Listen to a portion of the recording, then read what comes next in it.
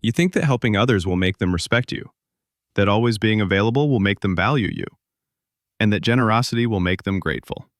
But the harsh truth is, the more you do for others, the less they respect you. Every day, you're unconsciously teaching people that you're always there, always willing to help, and that they can rely on you anytime without a second thought. One day, you'll realize you're no longer treated with the same respect you once had. There are 5 things you're probably doing right now. Things that silently drain your self-worth, break your personal boundaries, and turn you into someone everyone depends on, but no one truly respects. It sounds painful, but the Stoic philosophers realized this over 2,000 years ago. Marcus Aurelius, Seneca, Epictetus. They weren't just philosophers. They were men respected without ever asking for it. Because they understood one timeless truth. Respect is not something you chase. It's something you create through boundaries. 1. Stop explaining yourself. The first thing you need to stop doing is constantly trying to explain everything, especially to people who neither asked for nor deserve your explanations. Every time you justify, defend, or try to prove your point, you're silently saying you don't fully trust your own decisions. For example, when someone asks you for a favor you don't want to do, instead of simply saying, "Sorry, I can't," you start listing reasons. "I really want to help, but I've got this thing, and that thing. I'm so sorry." Sound familiar? It's like you're asking for permission to live your own life. The problem is, the more you explain, the more you give others room to argue. Every reason you offer becomes an opening for them to push you. They'll say, "It'll only take 5 minutes. Come on, you're tired? Just a bit more. You already have plans? Reschedule. This is more important." Marcus Aurelius once said, "You have power over your mind, not outside events. Yet every time you feel the need to justify yourself, you hand that power over to others." Strong people don't explain their boundaries, they enforce them. When you stop defending your no, people stop questioning it. And once your no becomes firm, it's no longer an opening to negotiations you never wanted. 2. Stop being everyone's unpaid therapist. You know exactly what I mean. You're the person everyone calls when they're upset, the one who listens, comforts, and gives advice. They vent, cry, and repeat the same stories, but they never change. And you're left emotionally drained. The truth is, most people don't actually want help. They just want an audience for their complaints. They don't call you because you give good advice. They call because you're always available, always kind, and never say what they don't want to hear. The result? You become their emotional trash can. Their negativity seeps into you, slowly.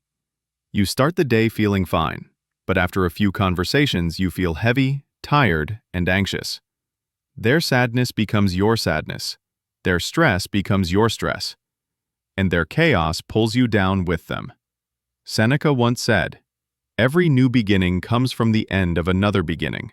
You can't build your inner strength if you're constantly carrying the emotional weight of others. The solution is simple, but brutal. Stop being available for every emotional crisis. When someone starts complaining, calmly ask, "So, what do you plan to do about it?" Don't offer solutions. Don't carry their feelings for them. And above all, don't become an unpaid therapist for people who never take responsibility for their own healing. 3. Stop helping people who don't give back. You know the type. The one who's always broke when the bill comes. Always busy when you need help. But somehow, they always show up when they need something. They always have an emergency, a favor, a crisis, something urgent that you need to fix. But when you're in trouble, they vanish. Every time you keep helping people like this, you're teaching them that you're an endless supply of time, money, and kindness that they can take from without ever giving back. You're no longer a person. You've become a talking ATM or a free assistant. And then you wonder why you feel tired, used, and disrespected. When in reality, you've been teaching them to treat you this way. When you keep giving without limits, the relationship becomes unbalanced. They stop being grateful and start expecting. Epictetus once said, "You cannot control the actions of others, but you can control how you respond." Every time you give without boundaries, you chain yourself to their selfishness. So, help only those who appreciate it, lend only to those who return it, and support only those who would do the same for someone else. Your kindness is not an obligation. It's a reward for those who deserve it. 4. Stop apologizing for existing. Many of us have this habit of saying sorry even when we've done nothing wrong. Sorry for bothering you. Sorry I asked too many questions. Sorry, I'm here. Those tiny apologies may sound polite, but every one of them slices away a piece of your self-respect. You're telling the world that your presence is a burden, that your needs are inconvenient, that your voice doesn't matter. But here's the truth. You have every right to exist, to speak, and to be heard, just like anyone else. You don't need to apologize for having feelings, needs, or opinions. Don't apologize for needing rest. Don't apologize for wanting space. And definitely don't apologize for being true to yourself. When you constantly shrink yourself with needless apologies, you teach others that you don't deserve respect. But when you lift your head, speak clearly about what you need, and stand firm in your boundaries, people begin to look at you differently. They start respecting you because you finally started respecting yourself. 5. Stop seeking validation from others. So many of us live just to please others. We try to prove our worth to people who decided long ago that we'd never be good enough. We laugh at jokes that aren't funny, agree with things we don't believe, and pretend to be nice just to be accepted. But other people's approval is like a drug, addictive, temporary, and never enough. The more you get, the more you crave, and the more you chase it, the more you lose yourself. Marcus Aurelius once said, "The one who needs approval from others will never truly be free." A Stoic doesn't need permission to live. They don't need someone else to tell them they're enough. They already know their worth, and that worth isn't determined by anyone's approval. When you stop seeking validation from the outside, you discover strength on the inside. When you stop apologizing for being yourself, people begin to respect the real you. Remember, you don't need to please everyone. You just need to live true to yourself. Because those who know their worth never have to beg for recognition. When you stop doing these things, many people will feel confused, even angry. They're used to the version of you who's always available, always agreeable, always self-sacrificing. When you start setting boundaries, they'll call you selfish. When you start saying no, they'll say you've changed. And they're right.